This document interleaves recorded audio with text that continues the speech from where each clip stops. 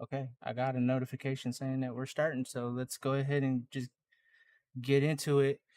What's going on, everybody? Welcome, YouTube fam. This is the 2-4 podcast where we react and break down to everything Raiders. Today we're reacting to week 2. I'm Christian, and this is my bro Dylan. Um, What's up, y'all? let's just get right into it, man. Let's just rip it off like a band-aid. Today was a heartbreaking loss, and what started early on as a lot of positivity, a lot of just a lot of good things that we wanted to see happen were happening, things that were on our wish list after week 1, uh, and it just all seemed to unravel, untwine like a string on a piece of cloth, Um, man, dude, heartbreaking. But you know, uh, that's what we're here for. It's as a Raider Nation, we are joyful together and we're sad together, man. So let's just go ahead and start breaking it down, man. Let's let's do this, man. Let's do this. I want to do this. I'm with you, dog. I'm with you. I mean, the first half was the tale of two halves, bro. I mean, the first half we looked absolutely dominant in every facet of the game, offense, defense. I mean, we didn't barely gave them any breathing room. We were scoring. Looked real good, man. Then second half, defense couldn't get off the field. Uh, when they did, offense didn't do them any favors. There were some, in my opinion, maybe a couple questionable calls, uh, but for the most part, a fairly clean call game. Uh, At least they didn't bust out the index card, bro. yeah. You Um, know, I mean, I know last week I said that we force fed Devontae too much. I feel like we went a little to the opposite extreme this time. I think Devontae should have been a little more involved today, definitely, uh, definitely, especially in that second half. Um, definitely. I mean, it is what it is. Maybe third time's the charm. Maybe next week we'll actually find the balance. um, I don't know. let's let's It's break just let's break it down quarter by quarter, half by half, okay? Because like, in order for us to not sound so doom and gloom, we do need to talk about the first half because the first half was a pretty good game plan. Like it seemed awesome to me. Um, First quarter, I mean, like, well, at first we were kind of bamboozled with like, oh no, here we go with weak O line play because JJ gets off with the sack. yeah, To that being kind of like a outlier for the most part of the game. yeah. Um, No, you know, s- I remember I had texted you right after that happened. And I was like, "Dang, O line's still trash." yeah, and that was the only time we talked about the game. That Yeah, was the only time. So this is like good because not only are we gonna give like our reactions, but we're also reacting to one another, like on the things that we saw as a positive or a negative and things like that. yeah, yeah, So there's nothing yeah. For people, pre-planned here. for people who don't know, the reason we're on different call, like on a call, is because we live in two different states. Yeah, Oh yeah, we don't have the option to watch the actual game together, like in the same room. Just can't yeah, happen. yeah, Um, but yeah, so it's yeah. I mean, I don't know, man. It's To be honest, the O line I think actually was not half bad. yeah. They did a phenomenal job. I mean, the some of the things that I wanted to see more of that I had brought up um, from week 1 was more of an emphasis on the run game. In Yeah. that first half, I mean, we controlled the time of possession by like a lot. Hmm. And that was through the run game, and then also just seeing different looks. You know, you briefly mentioned about how there was a less emphasis this time around to Devontae, and so that was on both of our wish lists was to see the ball spread a little bit more to some different people. Uh Hollins like went off this game.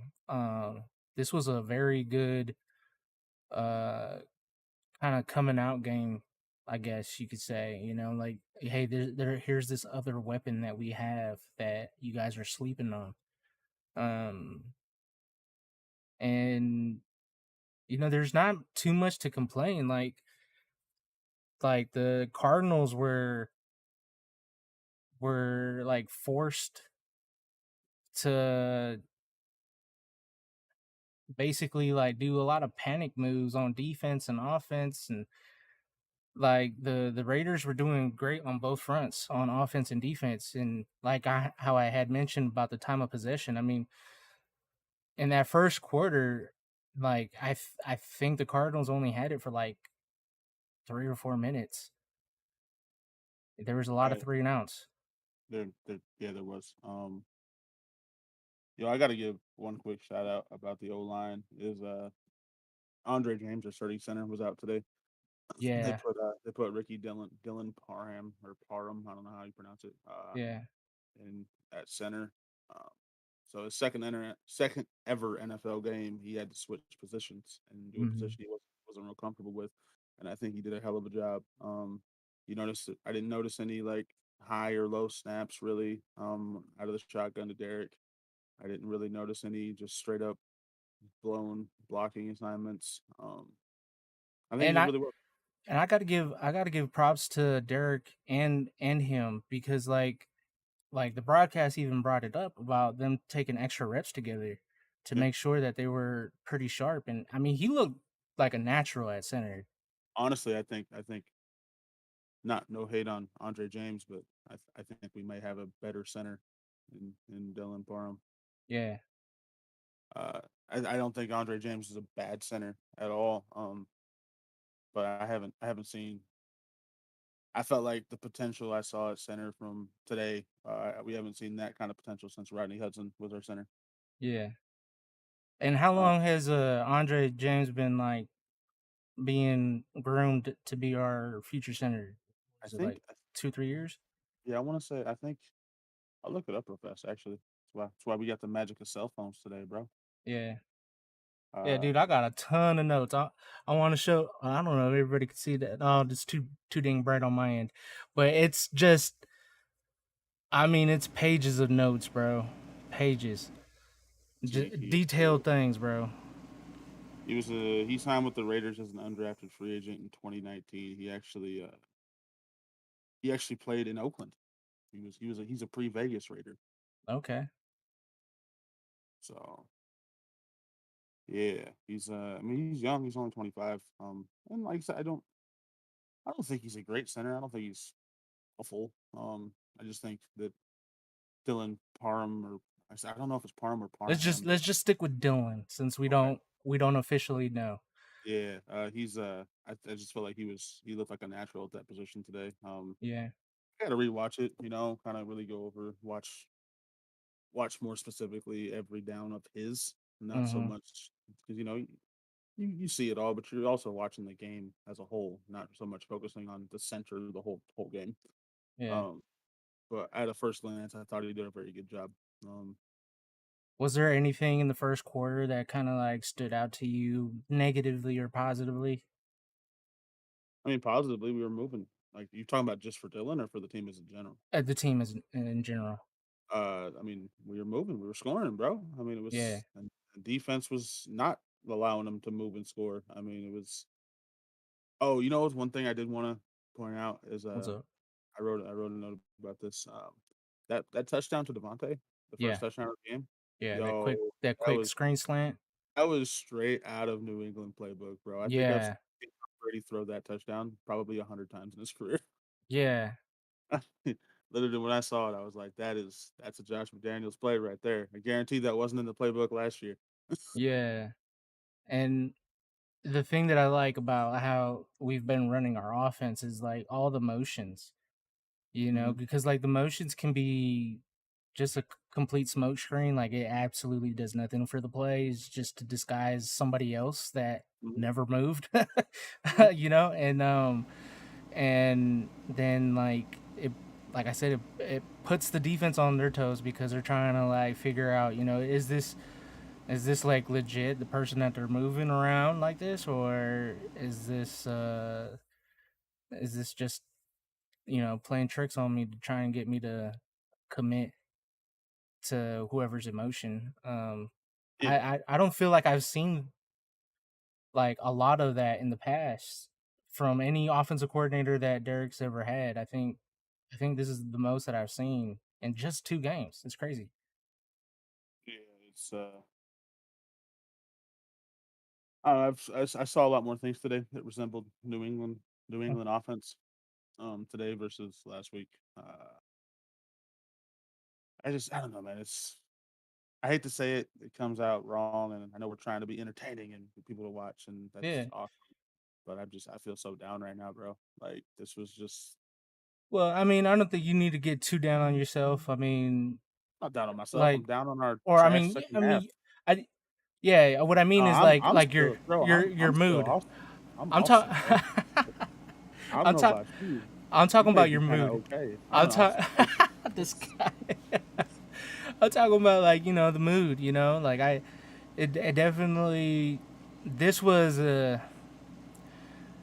think even if we look back, like how we did this last week, we gave it a couple of days. We made another podcast to kind of like reevaluate, and did our feelings change? I don't think there's going to be any change. I think there is glaring stuff, that Yeah, is a problem because like last week with the Chargers game, I mean, we got all of our points in the second half,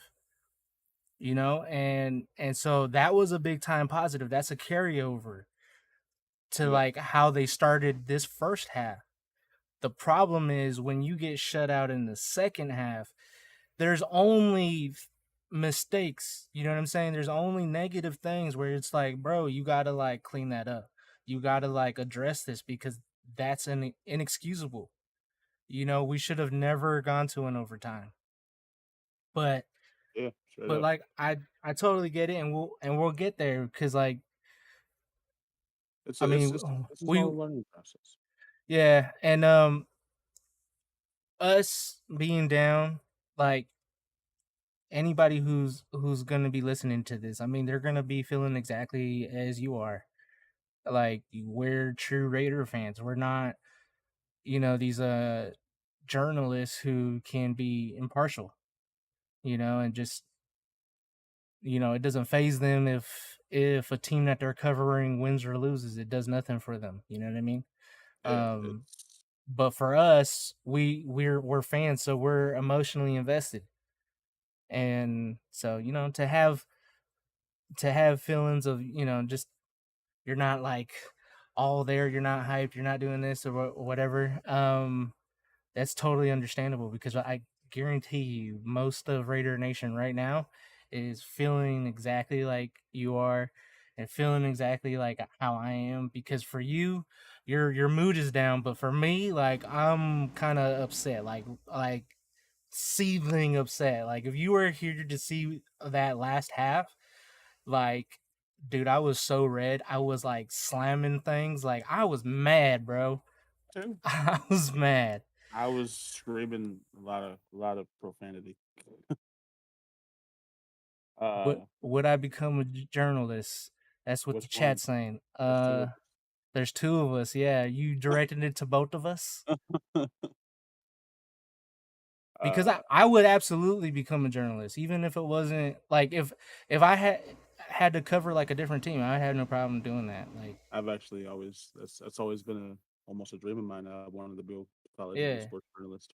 I mean, the whole reason why we're doing this podcast is because like this is our passion. Sports is number one in our hearts, I and mean, like, besides my wife and daughter. Yeah, yeah. Besides family, I mean, this is like Screw the rest of my family. I mean, everything. great Everything to else. support them. Everything outside of family. It's been sports for me. Like, and to a degree that's not like friends of mine.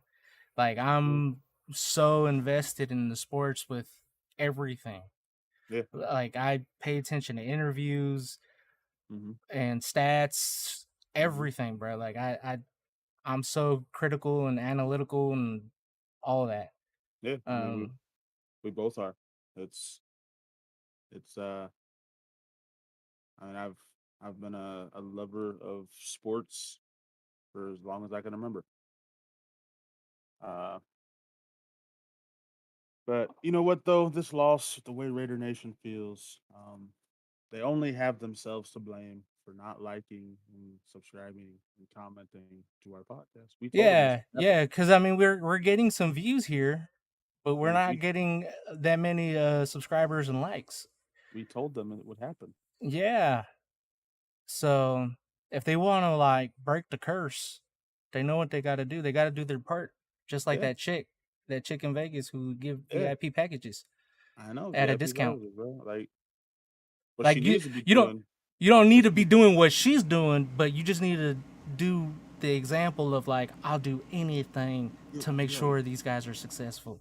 you know what she should be doing? She What's should up? be doing that for the visiting team, but like just getting them super tore up the Drain. night before the game. Yeah, just like just treating all the visiting team You to know that just used to be a thing. nights of drugs and So alcohol. that used to be a thing that people did in the NBA Yeah. because like I want to say anytime people visited Atlanta, the players out in Atlanta would make sure to send ladies Hmm.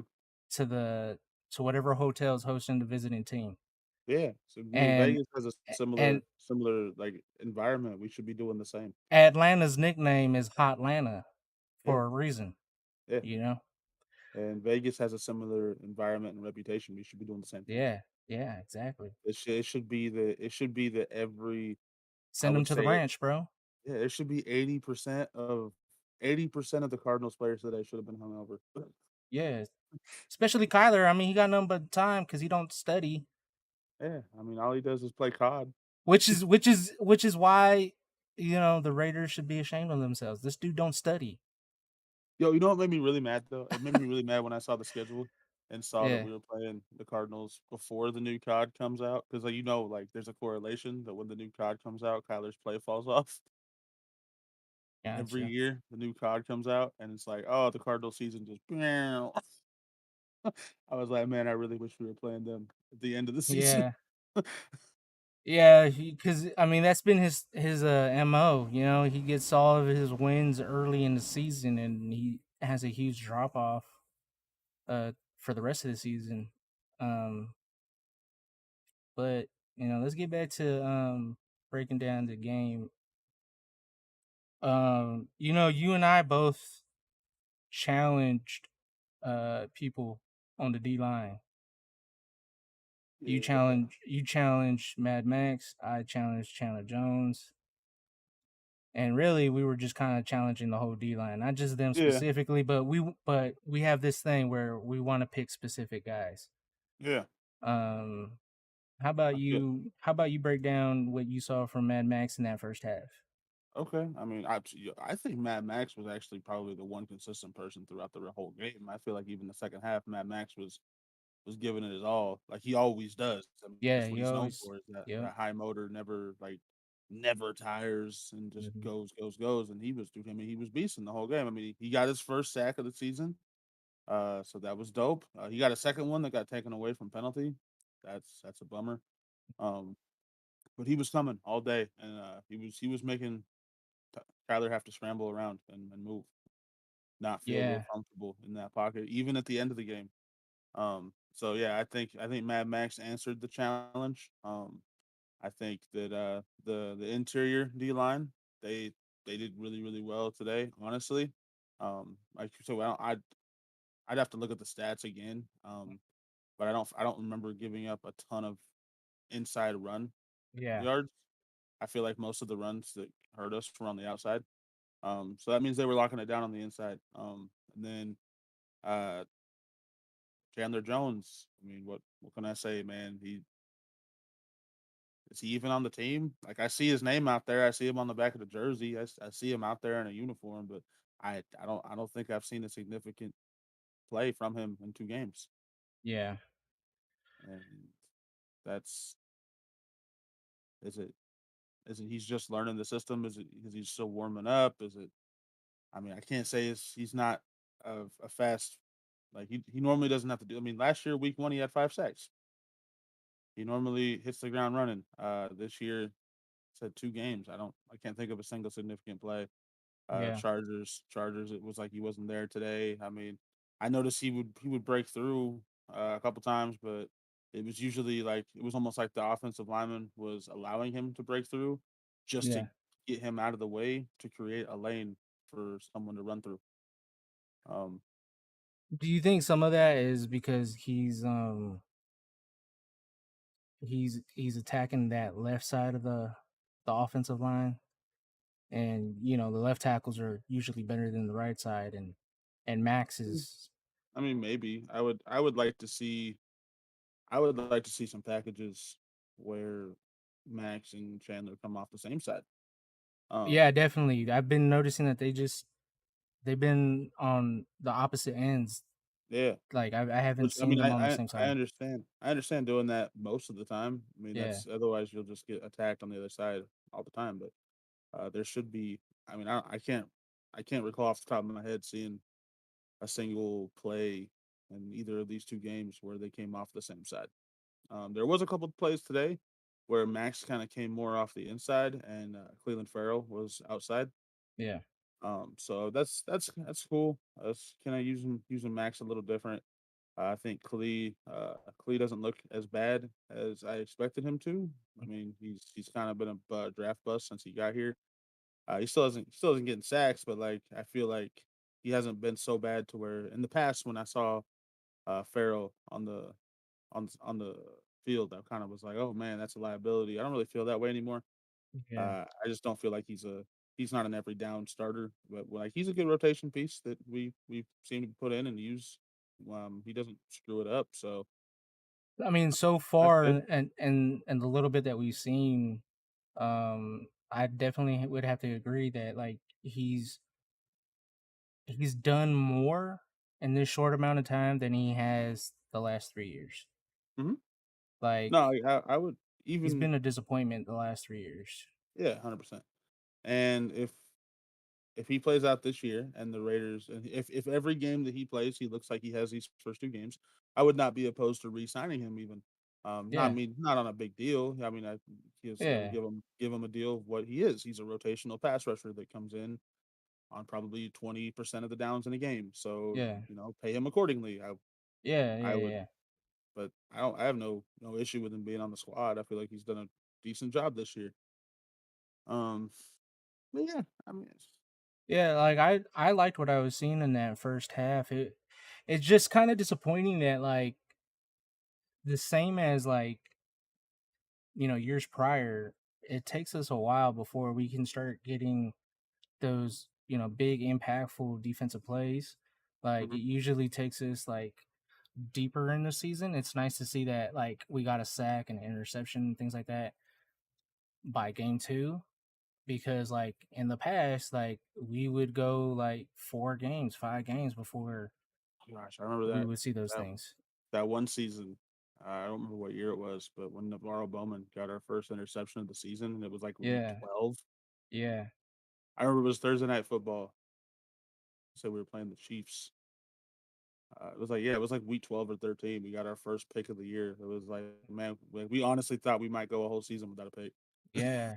And that was a note that I had put down, because like in Derek's entire tenure, it's like it's kind of rare to see something like that happen early on, because those kinds of things, I mean, they really energize your team. I mean, all the plays that were happening on defense was energizing the team like crazy in that first half. Yeah. That like they were on a roll, and with the fact that like the Raiders D wasn't out there for that long, like I mean they had fresh legs the entire time, so it was like easier for them to like just go all out. You know what I mean?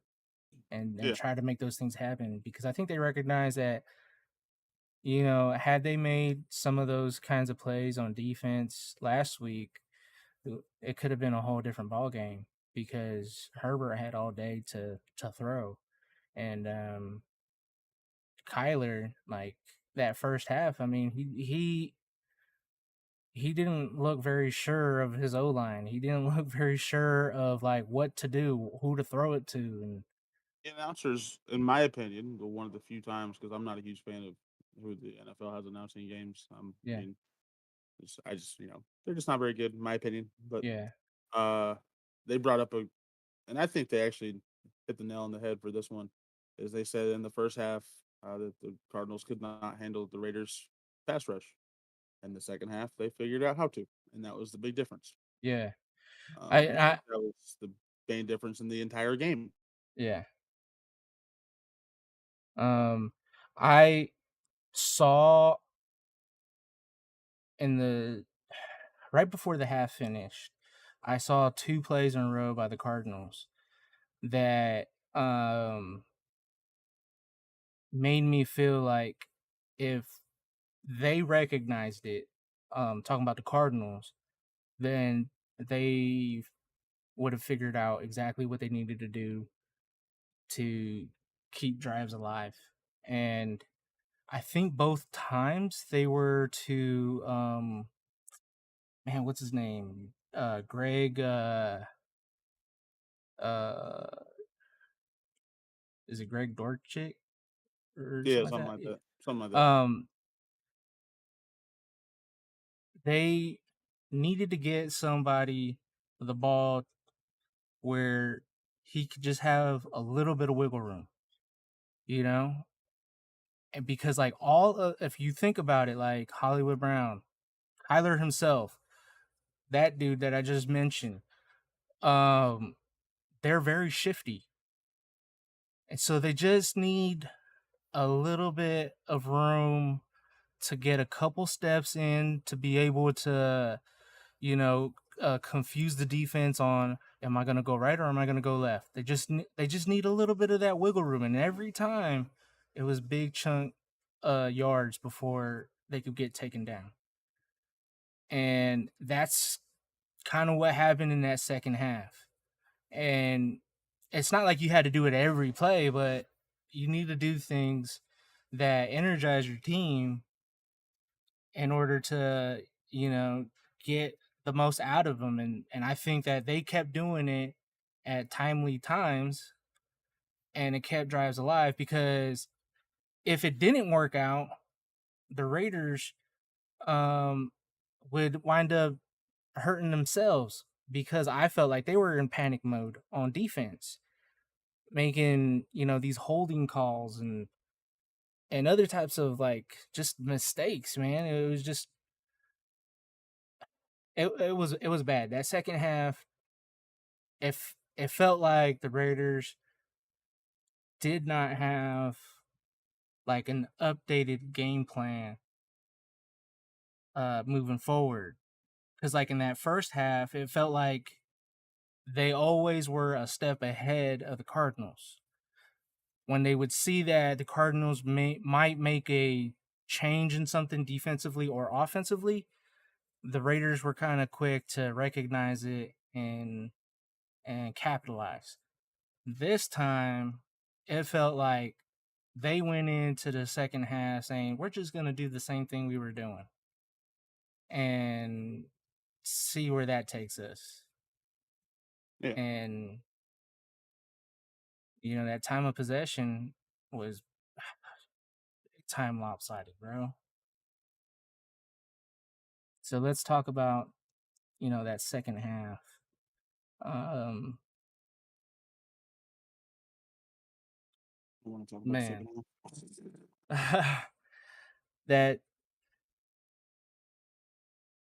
that second half, man, it was just pure domination. Um, They showed a graphic saying that Kyler, passed for 55 yards in the first half, and the second half it was almost 200 yards. Yeah, Man, that's crazy. Come on, man. yeah, it was very it's a tale of two halves, bro. I mean, it literally was like the Raiders thought it was a one half game, and the Cardinals also thought it was a one half game. Just they had the second half. Yeah, Um, I mean, I don't really know what else to say about it other than just, I mean, we just allowed them to dominate, and yeah, they were doing everything they wanted. I mean, and we had every opportunity to close it out. I mean, they literally they had to score. They had to convert two-point conversions to tie it, yes. and we allowed them to do it both times. Mhm. I mean, that's I can't even There say good job Cardinals. It's like and they were it is back good to job back. Cardinals, but it's also bad job Raiders. Yeah. I mean, the fact that we scored it was 20-0 and then 23-23 at the end, like what did you do? Like what second half? Like what what adjustments did you not make? What Well, I mean, you brought it up saying that like Max Crosby was the one constant, yeah, and I think there was a bit of a letdown from the D line, but to me, I was more upset with like the linebackers because in certain plays, they're in coverage. Like Diablo, like I'm more disappointed in him because that dude is one of the fastest linebackers in the league, yeah. and so like in a way, you can kind of think of him as a safety to that D line. So Kyler should have never been able to escape. Like you should have been able to meet him every time he was able to turn the corner on whoever. I mean, But we did have our best linebacker out today, Denzel Perryman. I mean, he was hurt. He didn't play today. And you gotta take that into account. I mean, we literally were running with two linebackers most of the game. Uh, yeah, but even with you having guys out, it's like then you need other guys to step up. Like we just gave praise to that dude Dylan who stepped up his game yeah, uh on the O line, and yeah, the O and line and was and terrible. I feel like we had three major players out, three starters. We Yeah, had, and I feel like two of them, the guy who had to step up did, and I feel like the third one not so much. Denzel Perryman, we didn't really have anyone in particular step up at middle linebacker and say, okay, I'm gonna fill the void. Trayvon Merrick was out, but Harmon, uh, yeah, Ron Harmon, he stepped in and he played very well. I mean, yeah, even in the second half, man, I got to give him props. The game would have been over in overtime because Kyler threw a deep ball that was wide open, and then Deron Harmon just came in and smacked it to where it was incomplete. yeah, Just hit him. If he hadn't made that play, game yeah. the game would have been over before we wouldn't even had a chance. I mean, um, yeah. So I mean, there's Denzel Perriman. Just he wasn't there. That's a big void, man. I mean, he's 100+ tackle guy last year, made a Pro Bowl, and today we didn't have him.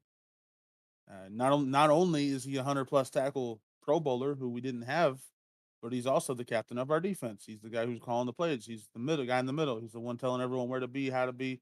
Yeah, Hey, watch out for that guy. Watch out for that guy. Hey, yeah, we're about to get burned. Get back. He's that guy.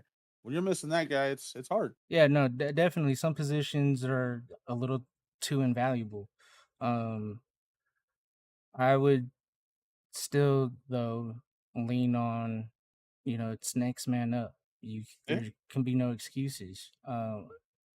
Like that. I don't know if that's a coaching problem, or if that's a player problem where like you're clearly getting burned every time you guys are having very good coverage, and then like Kyler has to like do either run it himself or pass it to whoever's underneath. And so they did a terrible job on those two types of, bailout plays. Yeah. And that's a I, linebacker thing to me. there's one thing I do gotta say, bro. Is there was one I remember I brought up a questionable call. I want to see what you said about your opinion on this. It was the end. I want to say the fourth quarter. I don't think it was overtime yet. It was a fourth down. Uh, they called defensive holding and gave the Yeah, Cardinals the yeah. first down. So I'm sorry, it that was was it not was holding, when man. it was when Kyler was scrambling around a whole bunch. Yeah, Yeah, yeah, yeah, dude, that and was the most pity petty call I've ever seen, man. They yeah, showed the replay, and basically the defender's hand went like this across his uh his chest, and I there was it was against Zach Ertz, and I'm like that dude. That's not defensive holding, man. yeah. Like, And it was like the most babyest thing. Like it was, he wasn't even holding. It was just like light little taps like here and there. Like he was constantly doing this to yeah, I make mean it sure to be ready for whenever he had to like grab the dude. You feel me? and it and But and it wa and he didn't even throw it to him. It was early in yeah, the down, and then yeah, he went and, like, it didn't and it wasn't holding. He mm-hmm, didn't stop him from running his route. He didn't tackle him to the ground. He didn't do anything like that. It did not affect the play in any way other than it gave the refs an excuse to give the Cardinals first and goal. yeah. So And it just before, makes me so mad that oh, I mean, I'm not trying to sound petty, but that's a direct call that was like, "Dude, you just let the players play. yeah, Let them play, man." Like, yeah, okay, yeah, fine. If you wanna go to the letter of the law, okay, maybe, yeah. but even that is There, questionable, there man. was there was another questionable call, in my opinion, that I'll bring up in just a quick second. We're asked a question: is there anyone on the team that we would trade or would keep it the same? At the moment, to me, it feels a little too early to know who to trade out or to trade for. Um, yeah, I don't know. I think everything would just be free agent moves. Um, Yeah, there's nobody on the team I would actually look at actively trading at the moment. yeah, There's players I'd love to trade for. yeah, definitely, definitely, There's lots of players out there in the league who I would love to bring into the silver and black. yeah. But there's not really any players on the team currently that I would say, "Hey, yo, we gotta get rid of this person." Yeah, Um, we probably have to wait when a team is some team out there is ready to do a fire sale and you know call it a night for their season. yeah, Uh, the only ones where I might consider if it was like an offer right now is any expiring contracts, just because it's like, okay, well, you might as well get something for him.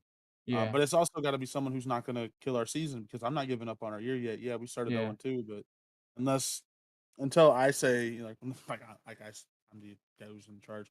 No, in my opinion, until I'm ready to give up on the year, I'm not trading away a piece that could potentially bring me value, that could potentially give me depth, even if it is an expiring contract. But there are some players who, if we get into week 7, 8, and we have a horrible record where there's no way we're making the playoffs, yeah, I might. If I don't have long term plans for Josh Jacobs or Jonathan Abram or Cleveland Farrell, I might trade them yeah, because I mean, why not? They're an expiring contract. If I'm not going to bring them back anyway, I might as well get draft picks or something out of them. yeah, definitely. But that would be the only situation, and so it's too early to tell. Week 7 or 8, I would, that would be an easier question to answer. Yeah. But Um. as of right now, no, there's nobody I would So want. so there the questionable call that I was gonna bring up is that face mask that got Oh done. my gosh, bro! First off, the hand barely grazed the helmet, right? And it's Yeah. the helmet, not even the mask itself. The top of the helmet. Kyler is like 5'11". Hmm. I'm not even like talking trash about the guy, but the guy is 5'11", and it doesn't help that the dude ducks. Where most defensive players would reach for, like, that quarterback's where he's getting reached is up here. But because this dude is short, it's getting right here, bro. Just very top. And it was like he didn't start grabbing until he felt Jersey. Yeah. Like he let his hand slide, Hmm. then grab Jersey. So It I looked thought like I I thought that remember was a BS that play. call. I remember that play, and it looked like his finger may have just caught like just that much of like right here on the face mask, but like not a grab. It was like just hey, you what are you supposed to Yeah, do, man? yeah. Like technically speaking, to the letter of the rules, that is a penalty because you're not supposed to touch the face at all. That being said, it's the most tick tacky BS penalty that you only call like when you're in a mood to be a jerk. I've seen so many games where they don't call that. So like you said, letter of the law has to be the face. All right. Well, that little bit that you're talking about was the very side. You Yeah, can't start counting that freaking bar that yeah, starts all the way over here on the dude's helmet. You yeah, can't say that is face. This right here is face. yeah. This is not my face. This is like my jaw. All right.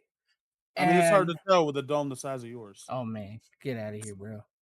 Anyways,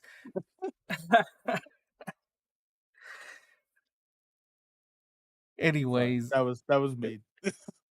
you cold blooded, man. I get that you hurt, but you just literally fell into hurt people, hurt people.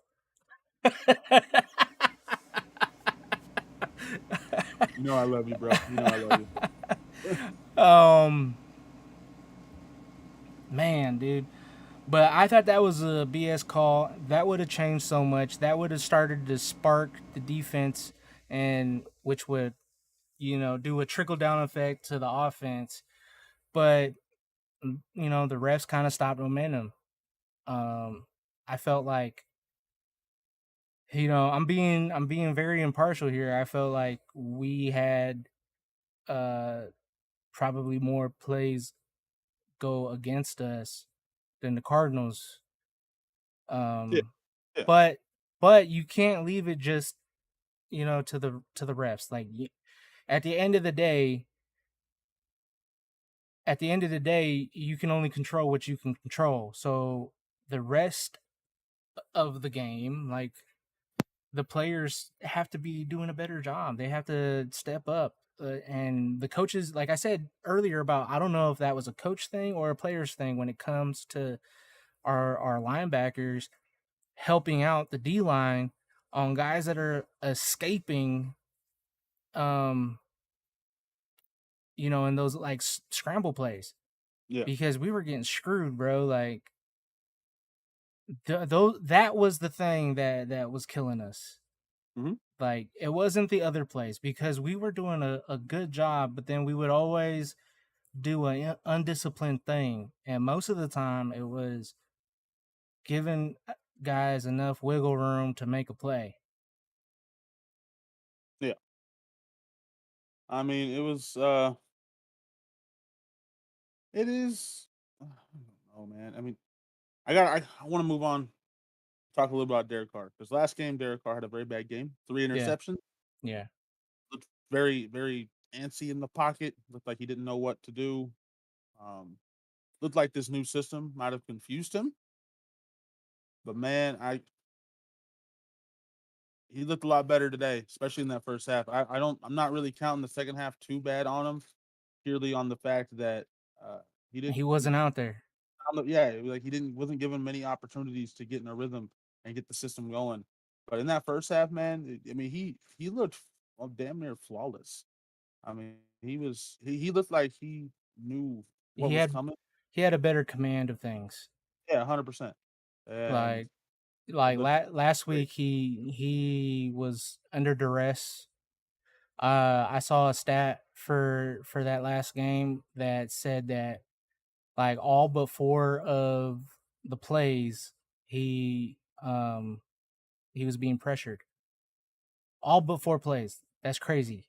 And this time around, I mean, like we both mentioned, the O line did a phenomenal job, and I think that had a lot to do with Derek putting in the time that was needed. Um, that's the kind of thing that you would like to have seen in preseason, so that way you didn't get to such a bad start. But yeah, I give props to Derek. The only negative that I will put out there was in the overtime when when the when the D got him the ball back. It felt like I mean, it probably had a lot to do with the fact that he was without the ball for over a half hour. But I you got to make plays. You got to convert. You got to do something, man. And he kept targeting Renfro, and Renfro with two fumbles, the one that cost us. But like even before then, the one time he looked at Devontae, he underthrew it. It's in the middle of the field. You're leaving an opportunity to possibly get intercepted, and it almost did. Had had their guy got there a little bit faster, he could have scooped it. And to me, like, oh, you can't do that, bro. Throw it out of bounds on the outside. Don't do something like that you know is not gonna get to Devontae straight down the middle. Yeah, So that's kind of what bothered me. It was like this bad decision, and sometimes we see that from Derek from time to time. Like we do talk about how clutch he is, but the times that he's not clutch, he does do like bad mistakes like that. yeah, And it goes back to what I think was the theme of this game. It's untimely stuff. hmm Untimely stuff happened last week as well. And I don't want this to be like a reoccurring thing all season that like you keep shooting yourself in the foot. It doesn't matter if it's a different person every time. The fact is, like, this can't be the theme for this whole team. Like, it just can't, especially from your captain. You can't have that coming from your quarterback. And as seasoned as he is, that kind of stuff should have been grown out of him a long time ago. yeah. I don't think it'll be a recurring thing. I think a lot of it has to do with the fact of it's a new system. I mean, how many times has he been in a new system? He's still learning. He's still figuring out what exactly the reads are. And yeah, I mean, he seemed to have had great chemistry with Devontae last game, but you still got to understand there's a huge gap, man. I mean, in how long they've went without playing together. Yeah, they threw together in the off season, but that ain't nothing like game time. Yeah, So I do feel that it will get better as the season goes. I'm not giving up on this season. I think that yeah, we've dug ourselves into a hole, but lots of teams dig themselves into a hole and they climb out of it. And I think that we can get a lot better. The only thing that scares me is the fact that we have the Chiefs and Chargers. yeah, But they're very uh I don't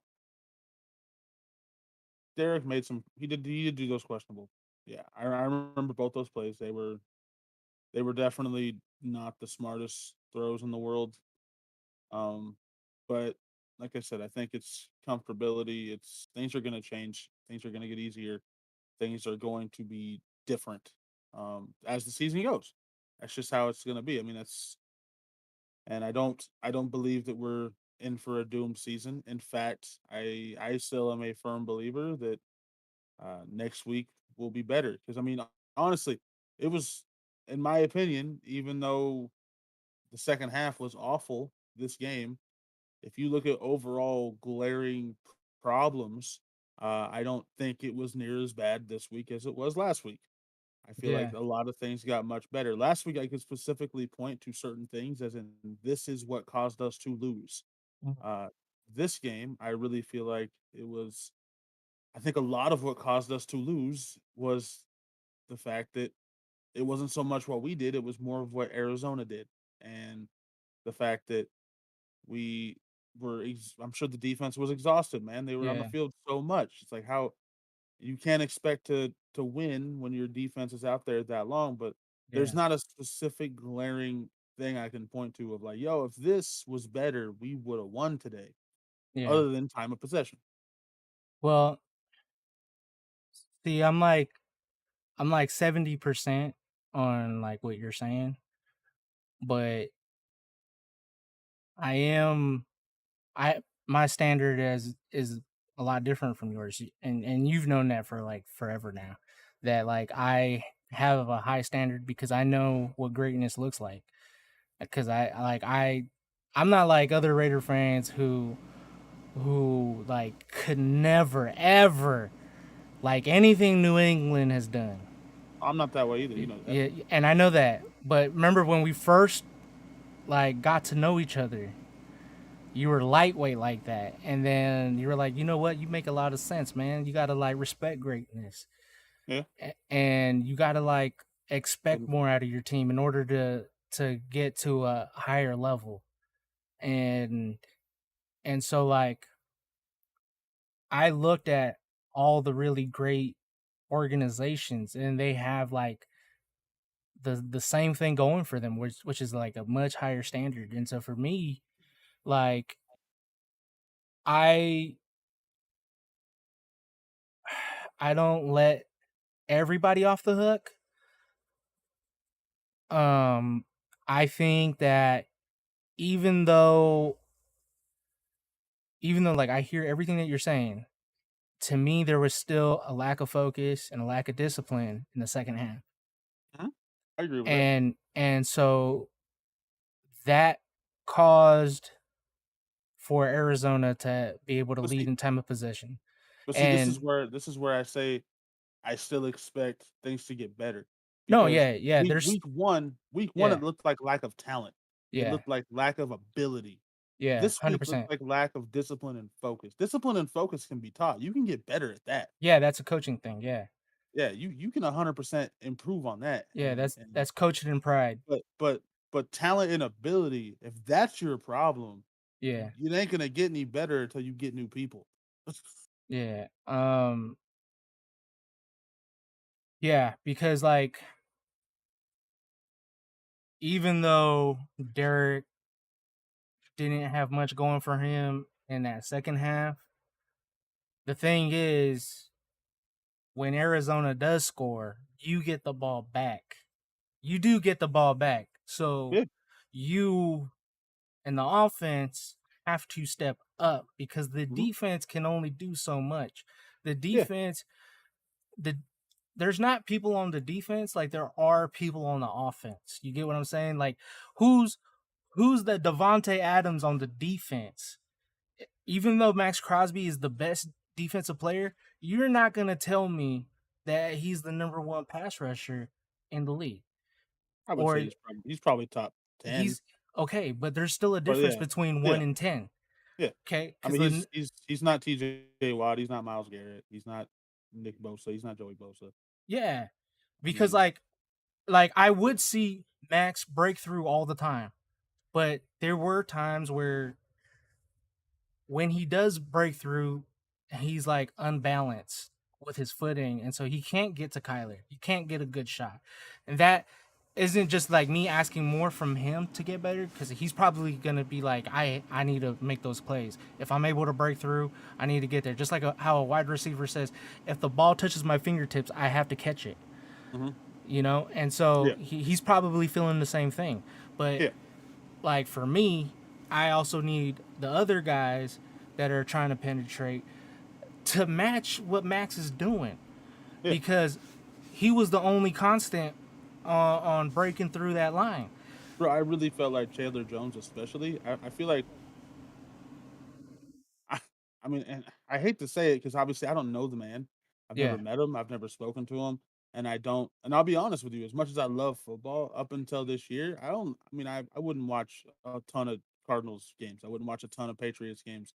So I haven't seen an absolute ton of Chandler Jones games.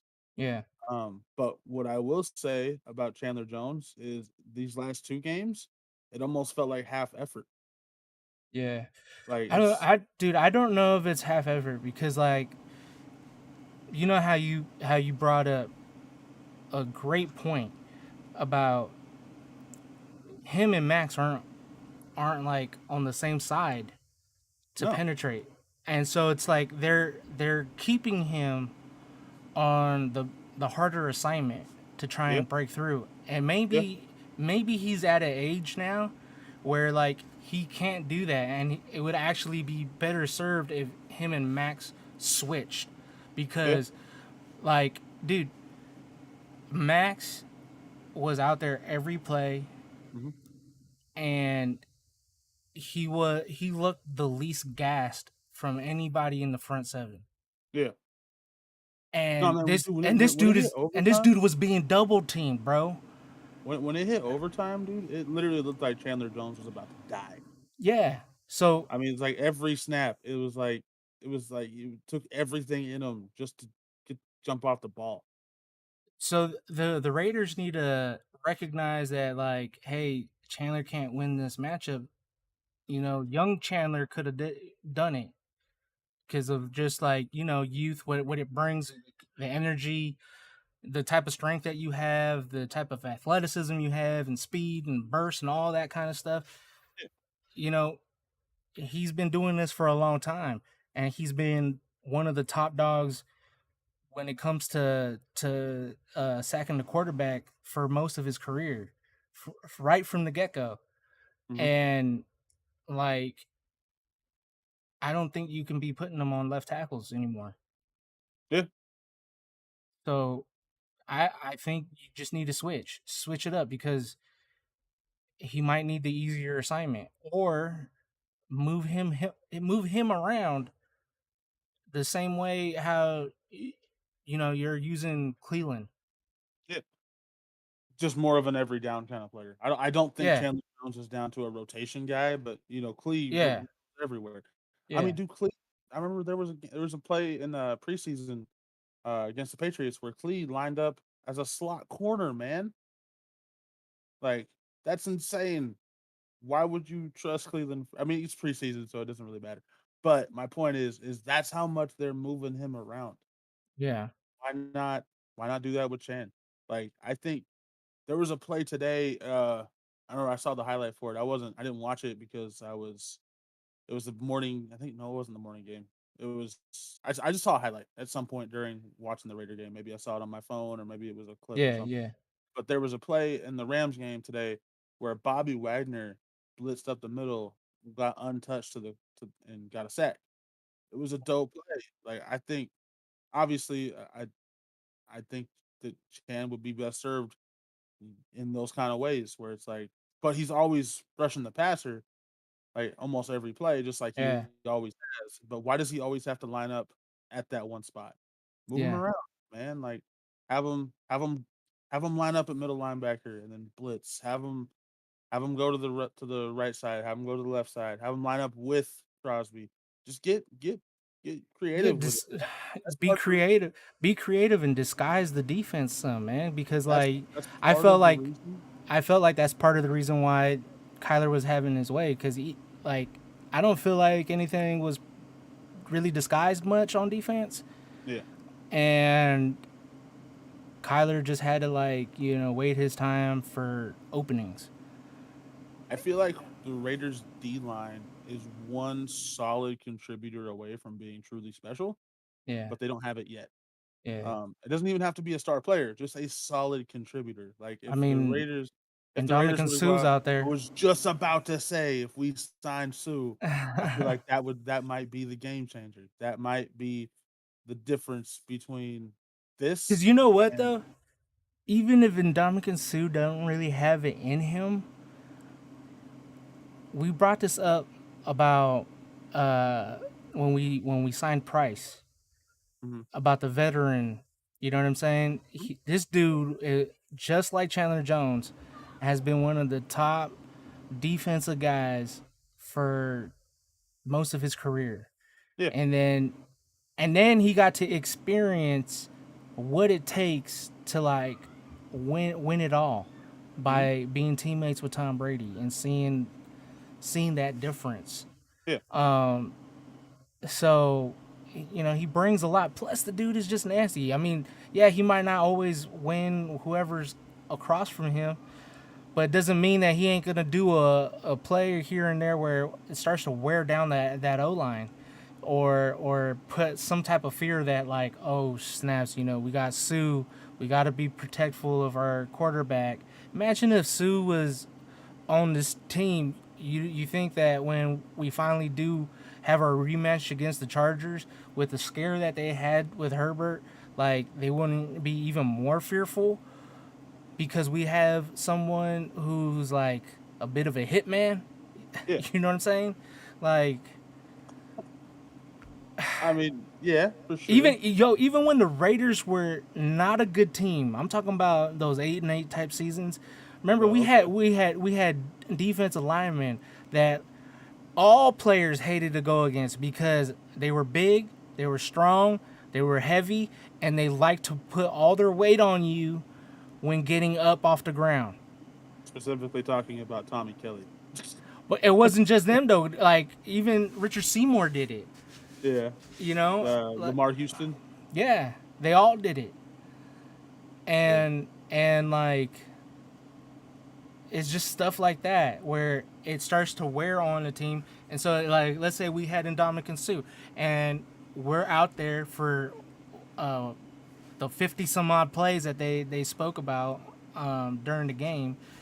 Well, yeah, the defense might be tired, but now that O line's starting to get tired because they had to deal with like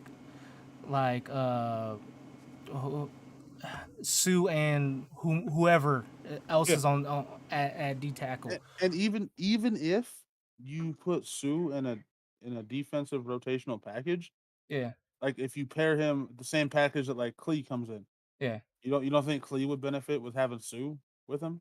yeah. You don't think Definitely, definitely. like I mean, come on, man. Like to me, it's a no brainer. It would give you could package them with Chandler Jones and Max Crosby together, or you could even have them with Clee. And I mean, it's just it's then Plus, plus, when it comes to like game planning, for that that offensive line is gonna want to make sure that someone like Sue does not break through. yeah, Because who would you rather get? Like, if your quarterback had to get hit, who would you rather have hitting your quarterback? Would you rather have Max Crosby or Sue hitting your quarterback? no Max Crosby. Because So Sue tends to murder people and try and physically harm them and yeah, end careers. yeah. Like if I he's mean, not Max Crosby's gonna even tackle you. He's gonna tackle you. When Sue tackles you, he might step on your hands. even He might even try and yeah, rip your leg. even if the dude don't do nothing dirty, the fact is he's big and strong. He's 300 plus pound of Mhm. just mass. You Yeah, know what I'm saying? just just big big man. It's like a meteor crashing down on Earth. It's like a Mack truck, bruh. Yeah, It's yeah, I really feel like that would be beneficial if we could just get a solid contributor. Doesn't have to be a star player, just somebody who can come in and demand respect, like not of the teammate, but of the opponent. Someone yeah. where you can't just be like, oh yeah, they're there, who cares, Hmm. whatever. I don't give two craps about him. I'm worried about Max and Chandler Jones. If there's one more person to be like, ooh, we kind of got a game plan for that dude. Yeah, That's and that's that's a huge difference maker. so it forces the O line to think about helping Hmm. on Sue, Yeah, and so kind of if you're one on one with someone who has to like kind of keep one arm towards Sue just in case he has to like reach over and help, and that means that like this dude is like he he's at a complete disadvantage at whoever he's lined up against because he got one hand for him and one hand for Sue, and we got guys on this team where you can't have that. yeah, Like you couldn't do that to Crosby. Crosby's so gonna murder you, bro. Yeah, If him and Sue are on the same side, like best believe Crosby's gonna have the best season he's ever had as a Raider. yeah. So yeah, I mean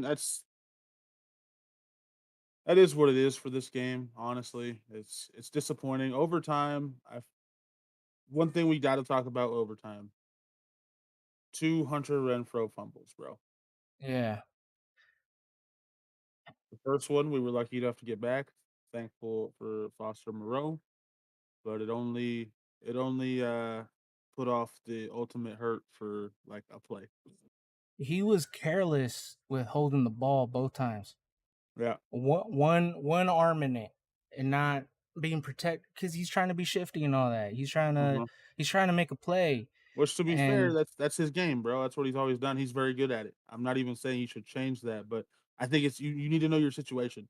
You need to know your situation of this is overtime. The clock's ticking. We just need a first down. We need to live to fight another down. yeah, And you don't have to be that shifty guy every single play. And yeah, there's a time and place. And I'm not saying don't be shifty, don't try and make a play, but you don't have to do it every time, bro. There's situations. There's the difference between winning and losing this game is between this and this. yeah, And it's and this is something that is a lack of discipline and focus, but more so discipline. Um, because like I don't think he realizes how much more recognition he's received mhm. this offseason than he has his previous years. Which, by the Um, way, sorry, not don't mean to go ahead, go interrupt. ahead. Reports did come out after the game that he is in concussion protocol from that last hit. Yeah, it looked like So he got hurt pretty bad on that one. I did notice, and I was like, this dude's already had concussions before, and I feel like he's one of those guys that one good hit definitely gets him punched drunk. yeah, so it's just That I mean that sucks to hear, but I it's mean just as we want to cover everything and all things yeah, about the I mean game. good thing, That's one thing. bro. That That's one thing to talk you're about. the breaking news guy. he is um, he is in concussion protocol. yeah, It's I hope he recovers fast. Yeah, he's let's see what's it say on it. Well, technically it says he's in concussion evaluation. So he might not necessarily have a concussion, but they are definitely looking There more was into it. like in that last play, I felt like there was a half second where he might have went to sleep. Like Yep. his body looked limp for just a second, Yeah. just a quick second, and then he like came to. And So it I would don't not know. surprise me to be I without I've him next week. I've on that second fumble. At first glance, I thought there was helmet to helmet. Hmm. Um, and then like it didn't help that he hit his helmet real hard on the floor. Yeah. Um, but getting back to what I was gonna say about the discipline and all that, like like in the NBA, there's this thing that like drives coaches up the wall, and that's when players do hero ball, Hmm. and that's where they're trying to do too much and those like critical times, and more times than not, nothing good comes out of it. Yeah. And I felt like Renfro felt like that's what he had to do Hmm. because I mean I don't know if he just hated how last week went or what.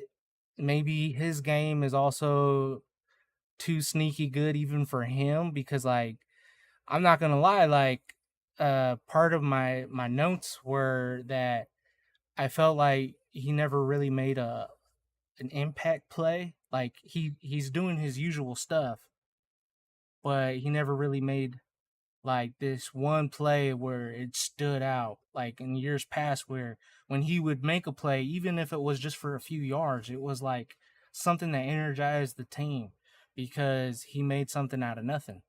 Yeah. And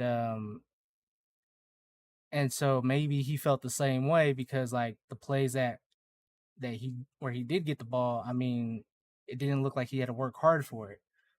And so maybe that's why it was so quiet and why you didn't hear his name being called up that much on the broadcast. And so when I kept like writing that in my notes, at one point I looked up what he did and I was like, oh shit, he actually did pretty well. Like he was having like a sneaky good game. It's just he's not doing anything spectacular. Yeah. And so maybe that's what happened. Is in the overtime, maybe even for him, he felt like he did nothing to really impact the game. Because had he, maybe in his mind, he would probably be thinking, had I done anything impactful, we wouldn't be in this position right here. Well, maybe he'll take this as a lesson learned because you did do something impactful. You lost us the game. Yeah, you specifically. That's so bad, but it's it's true. I mean, his fumble was what I've been saying. Inopportune things Yeah, happening. yeah. You Hunter. If by some miracle you ever see this podcast, bro, no hate, but man, you had the most impactful play of the whole game. It was very impactful. Put a giant 0-2 on our record, bro. No hate though. I love the dude. He's a great player. Just it is what it is. I mean, I'm also not gonna lie about it and say that's not what happened. Yeah. So let's talk about uh who were, your MVPs on offense and Uh, defense. MVP on offense. I'm gonna give an actual MVP, and then I'm also gonna give a like a notable honor kind of thing. I don't know. I wouldn't quite give him MVP, but deserves a shout out, which we already shouted him out. But Dylan Parham on the offensive line, dude deserves a shout out. Second career game. He was not a starter last week at guard, but they had him as the starting center tonight, and I feel like he held his own. Big time shout out. Uh, that's super encouraging to see, and I hope that he builds on this and continues to grow and get better. Actual offensive MVP for the game. Um,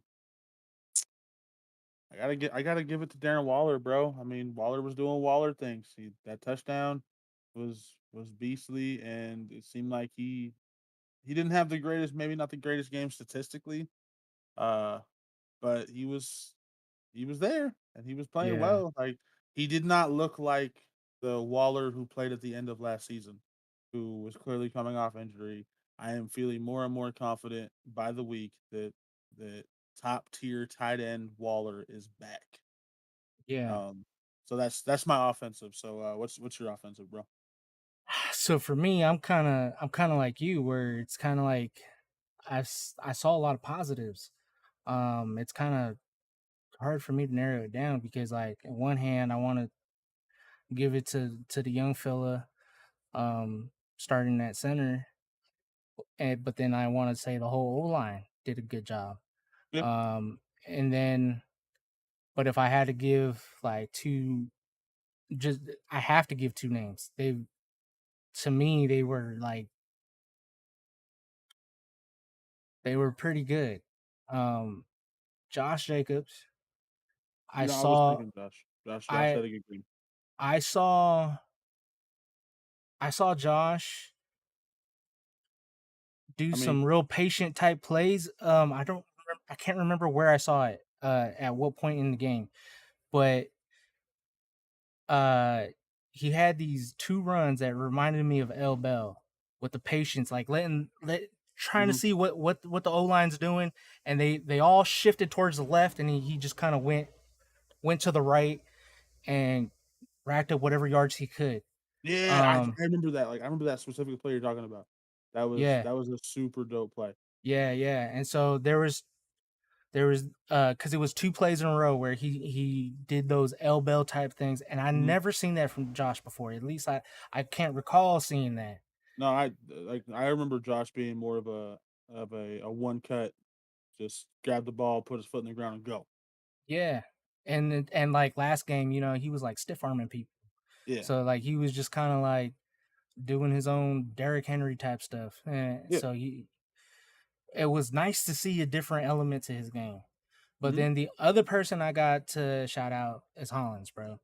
Like he not only was doing real good offensively, but on the special teams, he had that really nice stop.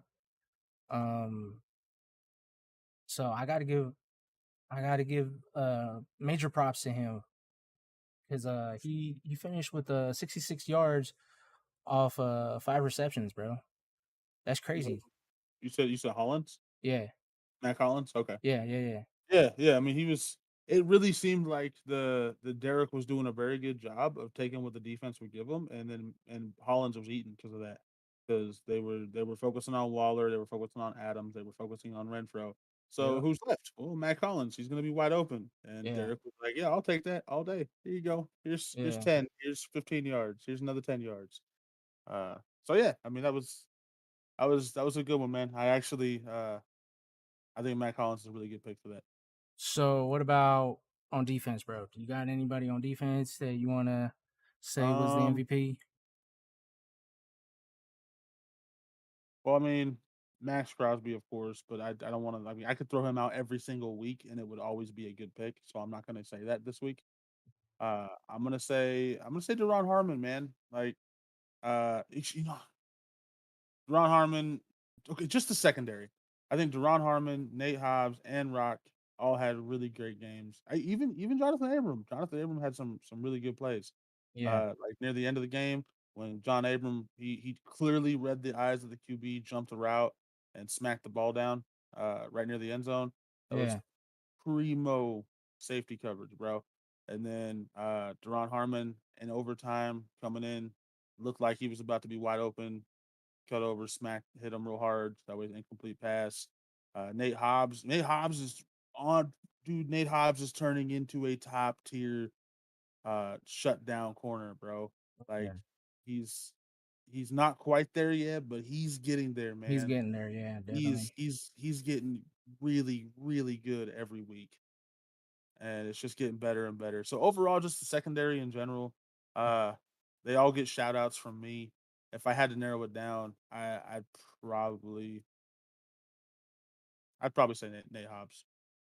I Gotcha. feel like Nate Hobbs had a really, really good game. I know, I know. Rock was scored on, Yeah. but the dude was playing a very tough assignment. Mhm. AJ got size on him, Yeah. and he was doing pretty good. There was plenty of plays where he deflected the passes and things like that. And Kyler was throwing it his way like a lot. Like Yeah. I felt like he was being targeted more than anybody else on the secondary. Yeah. And so, for him to, for the most part, do a really good job and not have Trayvon out there to kind of like help him uh, not be alone all the time. Mhm. Like, I gotta give props to the guy. Like if this was a Raider win, I think a lot of people would totally agree with that. That Rock did a phenomenal job, and I agree with you. The secondary did really well. I mean, the reason why Kyler had to scramble so much was because he couldn't find anybody open. That one 2-point conversion where he was scrambling for like 20 seconds, Yeah, like that was purely coverage.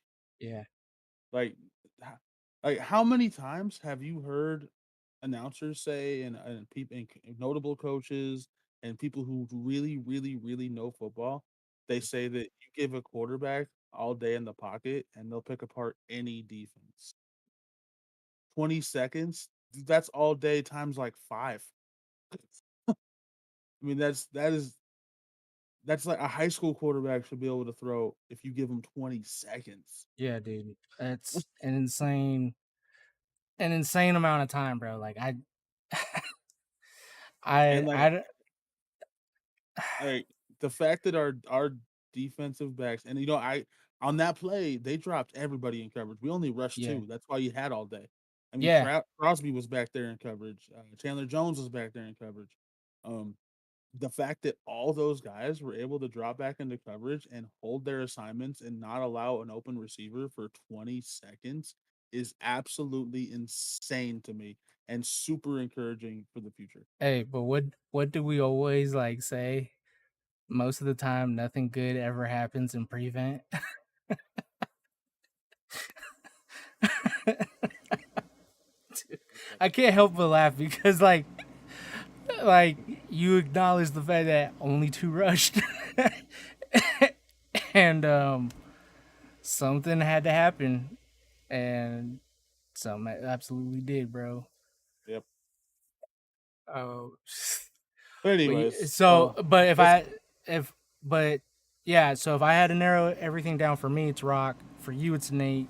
That is encouraging, even though we have a difference in opinion. That's encouraging, knowing that we have a good one-two punch in the secondary. yeah. Um, And I gotta give a small shout out to Jonathan Abram too. Like I feel like he's really coming into his own as becoming a oh good yeah, safety. definitely, because the first couple First, years was ooh, just this dude was being a little bit of a knucklehead, not really like learning the mm-hmm, fine mm-hmm, tools of being the safety. He was just more like, I see ball, I hit ball, kind of exactly, thing. Um, exactly. So who? I so Let's move on to who needs to step up.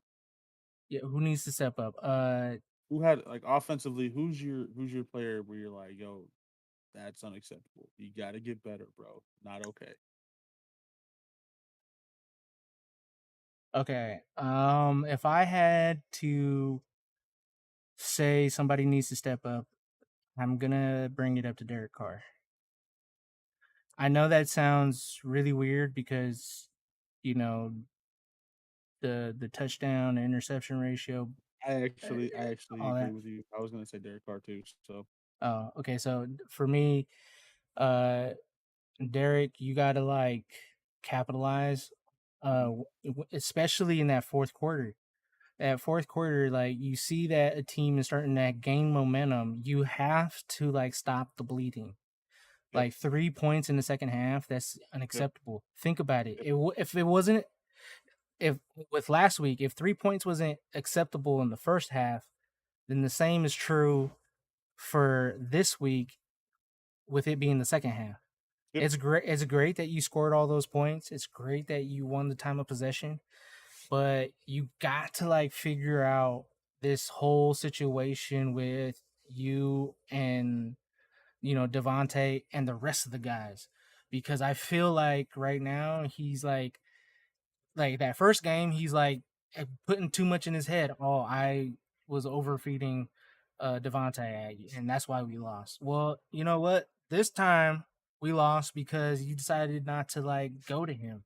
It looked like he was purposely trying to go to him sparingly or whatever. yeah. Um, Like I said, I felt like it was the opposite. It was like I yeah. feel like coaches just drilled it into his head of man, you targeted Devontae too much, and so he was like, okay, next game Devontae gets no targets. Yep. Uh, but yeah. So anyway, continue your point. My bad. Oh no, that's pretty much it, man. It's just Okay, he's got to figure out this whole balance situation with his receivers. mine 100% boils down to a point you made earlier, and the reason why I'm saying Derek Carr is because purely there's no excuse for 3 points and a half of football. Uh, there is if your defense is also not allowing points and it's like a punt fest. I still don't agree it's good, and I still don't think it's acceptable, but it's slightly more acceptable. But when you're constantly giving when you're letting when your defense is allowing the other team to score, uh, there's no excuse for you not to come back and score. You're getting the ball back. You're because bottom line, we were up 20-0. If Yeah, we had the if even if we gave up the same amount of points in the second half, if we weren't shut down, we win what 40-20. Okay, so what? I don't care. It's a win. yeah, But you don't. You didn't score 20 points in the second half. You scored 3. Um and there's no excuse for that because you Cause are like, getting the ball back. You can say lack of possession. You could say lack of. I'll give you that. It's lack of possession. You didn't have the ball enough. That's generally speaking how a defense beats a good offense is you just don't allow them to get on the field.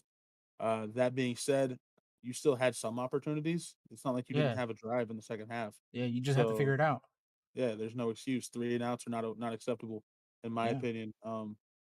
And you got to figure it out. So whether that be figuring out who the balance with the receivers, figuring out the balance of the run game, figuring out how to read defenses better, figuring out what your offensive game plan is and when to utilize different situations. There's a lot of different factors that go into what happened in this second half. Bottom line, though, is Derek Carr needs to take a lot of the blame on this because there was too many times in the second half that he would get the ball and do absolutely nothing with it. Mm. So Derek Carr, that is might sound a little overly critical, might sound a little harsh, but I believe it's true. Of bro, you're the quarterback. It is your job to be the leader of the team, not just the offense, the team. Figure it out, man, because 0-2 is a really piss poor way to start a season, and 0-3 is a death sentence. So you better figure it out by next week. Yeah, dude, and if you have the lead, you have to play like you don't have the lead. Like, I don't think Tom Brady at any point has had the bad habit that Derek's had in the past, where if he's if he has the lead, he is very nonchalant. He's like when he doesn't complete a drive, he's like, "Oh, it's okay." You know, he smiles and will laugh and we'll be like, "Hey, we got it next time." Hmm. Well, you can't have that attitude, man. You got to play to win. You can't go out there with the attitude of like, hey, we're just gonna play to not lose. You have to play to win. So if you have to like imagine in your brain that you're the one that needs to come from behind, then do it because all the great players play mind games with themselves. Yep. They find something that like makes them go on a reach a different level.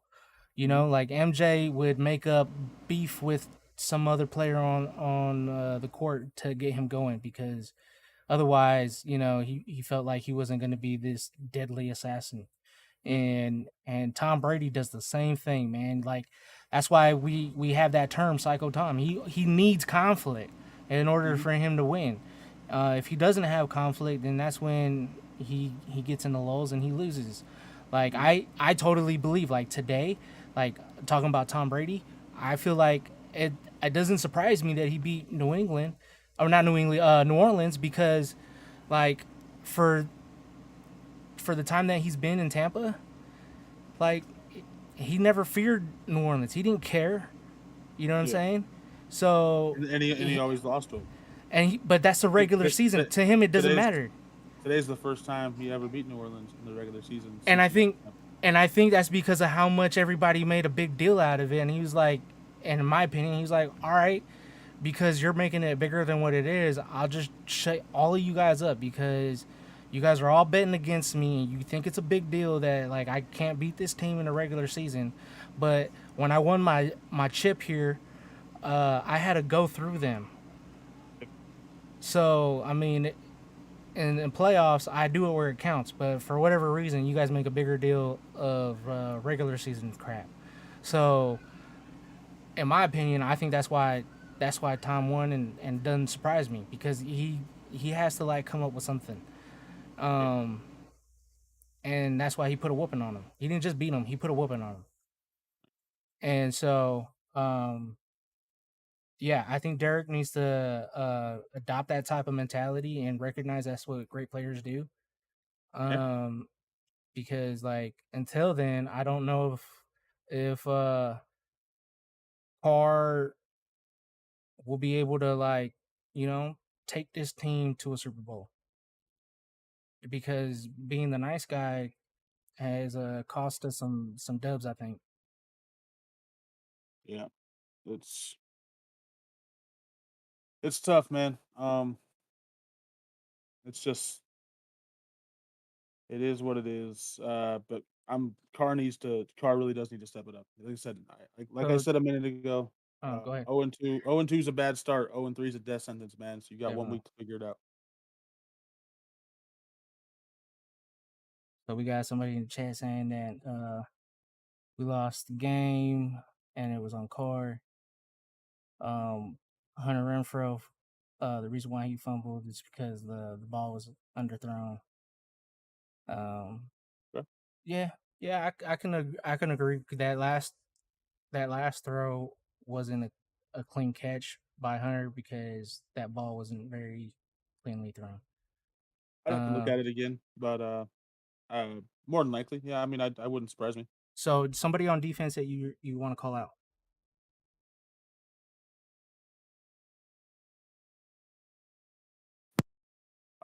Defense I want to call out Chandler Jones, man. 100% Chandler Jones. It's like I said, it seems like he hasn't even been there. Yeah, I need him to finally like step up, but you know what? I I don't know if that's just a him thing or a scheme thing. So if it is a scheme thing, then you know I need our guys on the coaching staff that handles that side of the ball to like get together and find a way to make Chandler Jones more effective. But then again, Chandler's been in the game for a long time. Like he should also know what he needs to do in order to become effective. So it's a combination of the two. So I'm calling out our coaches on that one and and Chandler as an individual. So let's let's get this going because this was a great start for both sides of the ball, but it was not a great ending. And normally the Raiders uh, have better endings than this. Like Yeah, I mean they don't lay such an last egg. year we were 4 and 0 in overtime. This year 0 and 1. Uh, it's it was very bad. Uh, the clutch gene doesn't seem to be there right now. But yeah, Chandler Jones, he needs to step it up. I don't feel like he's been there. Uh, he just him and Crosby can be a dynamic duo for sure, but they got to figure out how to utilize them because right now it's Crosby's still doing Crosby things. I feel like Chandler Jones is not doing Chandler Jones things. So Let's talk about something that's a lighter subject. I don't want to just end just yet. Um, you, you watched football this morning, right? Um, is there any games you want to talk about? Like for me, man, that ending with Miami and the Ravens, or talk about the Jets, Joe Flacco not being Joe Fluco. Oh my god, dude. Two incredible games that I did not see coming, man. Did not see yeah, no, coming. they both had some insane endings, man. That's for sure. Uh, What's more surprising to you? Three touchdowns in the fourth quarter or the two touchdowns and with only a minute 22 left. the 2 touchdowns with only a minute 22 left, especially considering it needed an onside kick to make it happen. Like, Yeah. how often do onside kicks actually work, man? I know, bro. I know. Like, Like that's insane. we haven't seen it much. We like the I can't even recall the last time, man, because I know I've seen one in between that Super Bowl New Orleans went to and now, but I can't recall like an onside that. Last year or the year before, Dallas and Atlanta. Remember that one? Oh, dude, I can't remember. Yeah, that was a crazy one. It's like Yeah, I don't remember who was the winner of it. I just remember it happened though. I remember it was Dallas, Atlanta, and it was like a crazy. I'm sure it was Dallas losing because Dallas tends to lose those games. Like, I mean, I hate to be that guy, but it's the truth. Uh, yeah, but it is what it is. They yeah, that'd be a minute and 22. You're in 2 touchdowns with an onside. Like to yeah, me, that's way more. That's way more crazy, man. It's insane, bro. It's insane. But Um, but I was very impressed with Tua too, man. dude, Uh, dude, 470 yards, 6 touchdowns, yeah, man. I mean, 6 touchdowns. especially you think about like all the talk in the off season. They act like this dude isn't capable of being able to have big games like that. Yeah, You know, and I mean, to be honest, I wasn't sure he was. I mean, I was not a huge Tua believer. yeah, I wasn't too sure either, but I wasn't like that deep into it like how other people, that are covering the game are like saying, this ain't gonna work. Waddle and Hill, they need a stronger arm quarterback, and it's like, who's to say Tua couldn't be that? Just because you've only seen him play a certain way doesn't mean that he's limited to that. I mean, they said stuff like that about Tom Brady, and then you see Yeah, him slinging the ball like it's nothing. I even said that. I remember when Tom went to Tampa. I said I wasn't sure it was going to work because Bruce Arians had a deep throw system, Yeah, and I was like, I don't know if risk it, Tom could no throw the biscuit. yeah, and I wasn't sure if Tom could throw the deep ball anymore.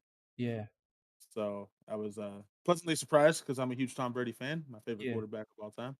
yeah. Uh, Even despite being a Raider fan, I know a lot of Raider fans would look at me like I'm a blasphemous jerk for saying that, but I I respect mean, greatness yeah, regardless of the team. yeah, And man. and real I'm talk, there with you. put yourself in Brady's shoes, bro. Most of the time, the reason Raider fans hate Brady is because of the tuck rule. Yeah, Well, if you're Tom Brady and you know you fumbled and there's a you're in the playoffs and the ref calls it not a fumble, are you gonna correct him? yeah, Nah, bro. I'm gonna be like, yeah, yeah. As a matter of fact, I was trying to throw that. yeah. like, yeah, I'm not a Tom Brady hater by any means, but regardless, I'm kind of digressing, kind of moving. Anything else shocking to you? I have Shocking. another one. I'd have to look over the games and remember what all happened this morning. I was so focused on Raiders, I gotta remember what happened. Anyway, so what's yours? We'll discuss that. Niners losing Trey, bro. Oh man, out for the season. Yo, I bet I have a buddy of mine who's a Niner fan, and I texted him earlier, and I was like, "Yo, I bet you're happy as heck that you got Jimmy G now." like, Yo, is it man, the if guy? y'all, Is it the guy that I know? yeah, Okay, and I was like, man, I bet you if you traded Jimmy, bro, your season would be toast. dude. They really lucked out in being able to keep him, bro. And I think this is just gonna cause like further I don't know, for further chaos between organization and the fan base that have the opinion that your buddy has about running quarterbacks, athletic quarterbacks, and not the typical I'm a pocket kind of guy first. Yeah, Um, because like I totally understand, like until you have a more consistent throw, your game is predicated on your legs. yeah, It doesn't help that his injuries to his legs. And man, I feel bad for the young fella. Like I was like rooting for him to have a good season, to have some bright yeah. spots, I have like to nothing against Trey Lance. I think Trey Lance could have. I mean, he still might. I mean, I there's mean, there's yeah, players. he still might, but like I I said, mean, he didn't do himself. It's not that he had control over it, but no, it's not it's doing him any it favors to have this injury. it sucks that on his rookie deal, 2 years of his rookie deal are he's gonna get two starts out of. Yeah, Like that's unless he has an absolute killer comeback third season, that's not good because it's gonna be. I mean, you generally don't re-sign a player that in his first 2 years he plays two games. if They said, you're Lynch, are you gonna try and work out a longer term deal with Jimmy G, or I mean, what are you gonna do, bro? If you're Lynch, um, no, I don't think Jimmy G's the answer. I think Jimmy G's a fan. Like I think he's a fantastic backup, and I'm sure they're going to be very grateful to have him. I yeah, don't think he's a long term answer. I think that you really focus on getting Trey healthy and seeing what he can do. And if he has a third season that's really good, then you maybe you pick up his 5th year option, try and work on an extension for Trey. Hopefully, you can get him in a place where he's healthy. If not, then you're then that third.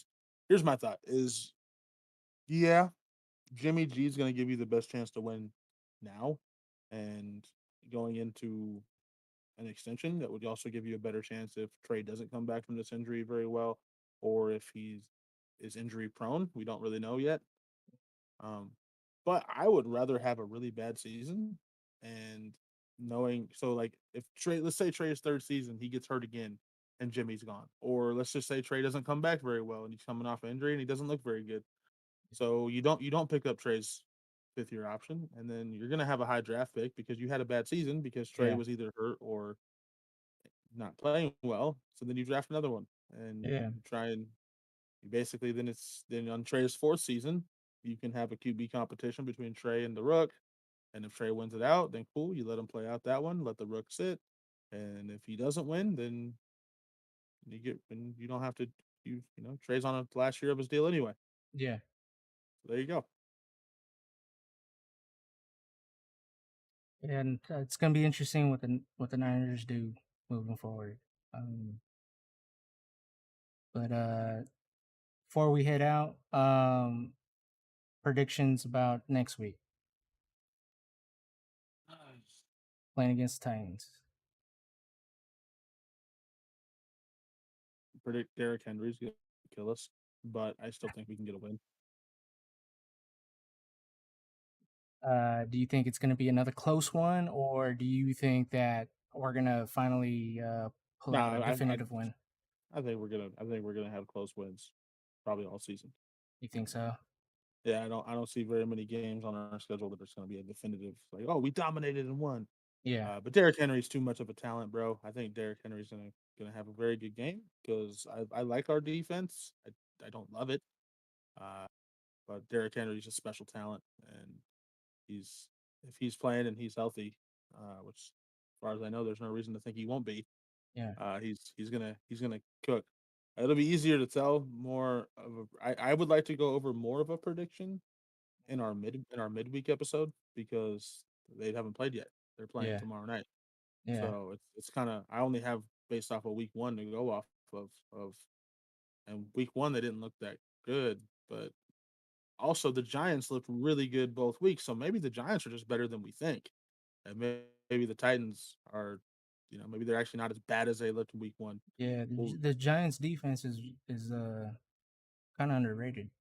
yeah. So I really want to give more of an in depth prediction on our midweek episode after seeing how Tennessee handles Buffalo tomorrow night.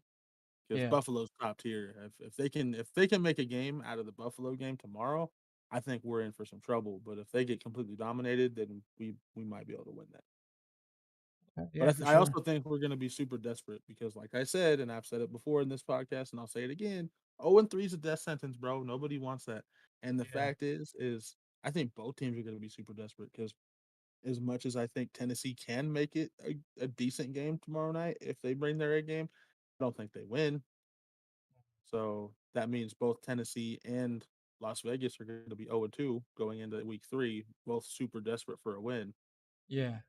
And so, like I All said, right. I Well, want to I want to see tomorrow's game and kind of know before I make more of a serious prediction. all right. Well, we'll hold predictions for later in the week. Be on the lookout for that, guys. Either Wednesday or Thursday. Yeah, so we're gonna call it disappointing, but hopefully hopefully only things can get better from here. I mean, we did get to see some progress, and that's always a plus. Yeah, So let's hope that it continues and it also translates to wins. So make sure to like and subscribe, and if you guys uh, don't want to subscribe, at least throw us a like. It'll help with the algorithm and reach out to other people. But if you want to start seeing the Raiders succeed, then you need to start subscribing and like and tell other people to do the same thing, man. Because we have uh more views than subscribers and stuff, man. So we need to we need to we need to kick it into gear, bro. Because we've been saying if you don't do it, then you're rooting for the Raiders to not have success. So I mean, if that's your game plan, then by all means, don't like and subscribe. But if you want the Raiders to start dominating, then you know what you got to do. Anything else, bro? Ah, disappointment, but still positive for the future. So yeah, this one hurts, Raider Nation. It wasn't fun. It was actually probably one of the more maddening games I've ever seen. Uh, I've I haven't felt this kind of anger watching a Raider game in quite some time. Uh, but still a firm believer that it will get better, and we will be there to talk about it with y'all. And every step of the way, man, we'll break down every game all season long, and have midweek episodes where we break down different things and just talk about the Raiders, man. It's what we love. So Yep. hopefully everyone will, hopefully Raider Nation will embrace us, and they'll be there to enjoy the ride with us, man. All right, guys. Enjoy the rest of y'all's day. Have a good one. And we got to go. Yeah, Later. peace.